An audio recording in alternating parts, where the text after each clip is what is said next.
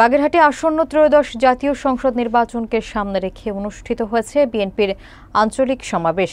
মোল্লাহাট উপজেলার কদমতলা স্কুল মাঠে আয়োজিত সমাবেশে বিএনপির কেন্দ্রীয় এবং স্থানীয় নেতারা অংশ নেন। রাকিবুল হাসানের প্রতিবেদনে থাকছে বিস্তারিত। আসন্ন ত্রয়োদশ জাতীয় সংসদ নির্বাচনকে সামনে রেখে বাগেরহাটে বিএনপির আঞ্চলিক সমাবেশে নেতাকর্মীদের মধ্যে দেখা যায় উৎসাহ উদ্দীপনা। মোল্লাহাট উপজেলার কদমতলা স্কুল মাঠে আয়োজিত এ সমাবেশে প্রধান অতিথি ছিলেন বিএনপির কেন্দ্রীয় কমিটির সদস্য অ্যাডভোকেট ওয়াহিদুজ্জামান দীপু। তিনি বলেন, দেশের জনগণ গণতন্ত্র পুনরুদ্ধারের আন্দোলনে বিএনপির পাশে আছে, আর এই সমাবেশ সেই অঙ্গীকারেরই বহিঃপ্রকাশ।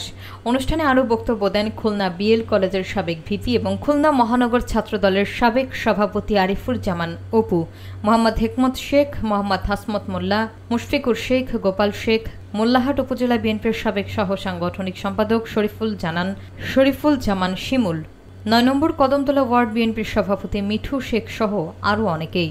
বক্তারা বলেন, বর্তমান সরকারের দমন নীতির মধ্যেও জনগণ বিএনপির পক্ষে ঐক্যবদ্ধ হচ্ছে। সমাবেশস্থলে বিপুল সংখ্যক নেতাকর্মী উপস্থিত ছিলেন, যা নির্বাচনের পূর্ববর্তী উত্তাপের ইঙ্গিত দেয়। এই গ্রামের মানুষের যদি কোনো রাগ থেকে থাকে, আপনারা সব রাগ টুক্তি ভুলে গেছেন। আমি যখন বাড়ি আসি আমার পরানটা ভরে যায়। যদি আপনারা একটু আগে যে আমার বাড়ি বসেন, একটু চা খান, আমার একটু জিজ্ঞাসা করেন দিবু মিয়া কেমন আছো। 15টা বছর তো আমি আমার বাড়ি আসতে পারিনি।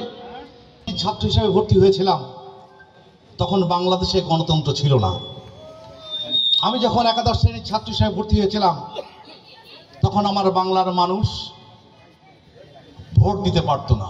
তাকে সবাই ভোট দিয়ে জয়যুক্ত করতে পারে এ আশা আমরা সবাই রাখি, কারণ ভবিষ্যতে এই সুযোগ আর নাও পেতে পারি।